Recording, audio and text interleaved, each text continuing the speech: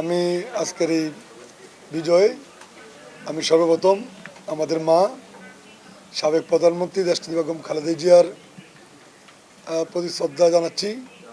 ওনার আত্মার মাগফিরাত কামনা করছি এবং বলতে চাই যে এলাকার মানুষ আমাকে নির্বাচিত করেছেন। যেভাবে এলাকার মানুষ দেশনেত্রী বেগম খালেদা জিয়ার নিকট ওনার মানুষের যে প্রত্যাশা ছিল, যে আশাকাঙ্ক্ষা ছিল, ইনশাল্লাহ আগামী দিনে আমি বেগম খালেদা জিয়ার একজন প্রতিনিধি হিসাবে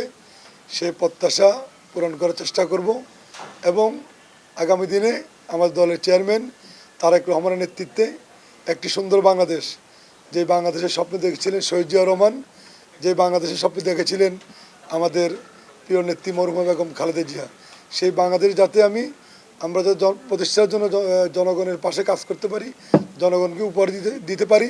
সেজন্য সকলের দোয়া চাই এবং সকলের সহযোগিতা চাই।